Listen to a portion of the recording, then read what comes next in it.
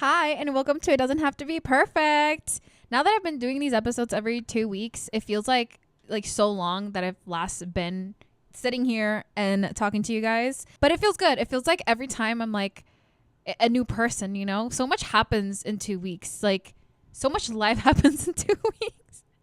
And before I even get started on like the topic of today, I think I need to walk you through my thought process. I think I want to say it's definitely like one of my favorite books now, and I referenced it before, The Perfectionist Guide to Losing Control. I finished it. Your girlfriend finished it. It took her a few months, not gonna lie. I mentioned it a few times in Why Dating in 2025 Sucks. That's another episode that I did a few months ago. And when I got to the ending, it was talking about trust. And you know, there's some things that for some reason just resonate more than others. And for every person, it's very different. You could read the same book and get completely different ideas from it and interpretations of it. For me, this book at the beginning, it kind of fooled me a little bit because I thought it was going to be basically how to not be so much of a perfectionist and my struggles with that. So I wanted to work on that. It basically was the opposite. It was, hey, you gotta embrace like all these, I don't want, quirks is not the right word, but this mentality that you have, you could use it in a better way. So it was reframing, you know, what I thought was bad about me, my perfectionism, into something that could be useful, and I don't have to like shame myself over it. So if that resonates with you, definitely check that book out. But there was a section that we got to like, I'm reading it with someone else. No, it's just me. I don't know, there must be multiple voices in my head. Me saying we just to fucking expose that.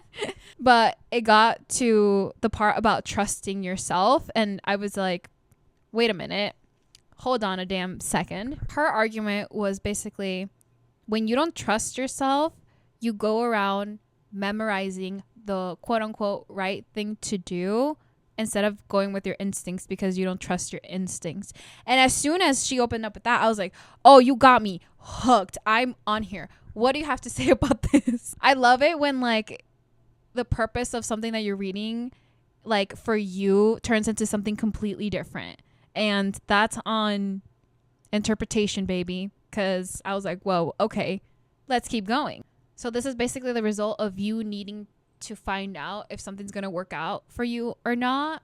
Like needing to know exactly if it's going to work out for you or not. Because you don't trust yourself that if things go south, that you'll figure it out. The older I get, the more this resonates with me, because there are certain paths that people take that you know the likely outcome, right? If you start taking vocal lessons, you're probably going to get better at them. If you go for a computer science degree, you're probably going to learn about computer science. But the result of it can be that you could like completely disregard it. You could go into a completely different direction in life, and that's okay. But when you don't know that, and you need to know that it's going to work out for you, like that's the, oh, I don't trust that whatever does happen, that's not according to my plan, that I'm going to figure it out. And I am guilty of this, I would say. I feel like we're all probably like a little guilty of this, you know, unless you completely, utterly are perfectly trusting of yourself. Congratulations. This is not for you. No, that's great. But I feel like that's a rare sighting, you know? And when I first heard those string of words together, like trusting yourself, I'm like, okay, but like, what if like I trust myself to go completely AWOL and like go out all night, drink all night, and like I trust myself that I'll be okay. Well, that's obviously like not it, you know? But that's the extreme example of it. People who trust themselves are the ones who honor their boundaries the most. They know their limitations. They're aware of them. And it's not like limitation as like, I can't do this. It's like, no, the reality of this situation is that I probably will not want to be out all night. I'll probably get really, really tired by like 1 a.m. Or maybe that's just me because I'm on a grandma schedule. People who trust themselves also continually seek guidance. I think to think that you're above it all and like saying that you trust yourself to figure it out while having no knowledge prior or like some sort of guidance from someone who is experienced, that's very naive thinking. And honestly, the greatest teachers that I've had will tell me when they don't know something and will get back to me with an answer because they're gonna either look it up, look at a book, or reach out to someone who does know the answer. And I think like just because you don't know something, it doesn't mean like, oh, you're just not the expert. You can still be an expert and still seek guidance. And that's on trusting yourself. People who trust themselves also still make mistakes and take risks. Just because you trust yourself doesn't mean I don't want to fuck around and find out. You know what I mean? I feel like this one I want to say I'm good at. I will go out into the world and I'm not scared of making mistakes. There's seasons in life where I'm feeling a little more daring than others, of course, but I don't fear that. And I think that's honestly the highest compliment that I've gotten from my mom is the fact that she told me, you see, I admire you so much, Janine, because, and I swear, I'm not like trying to hype myself up, okay? But this is what my own mother told me, okay? She was like, I admire you so much because you go out there, you live your life, you cry, you get hurt, you fall, but you get back up and you laugh so much and you experience so much. And I'm just like, Mom, thank you so much.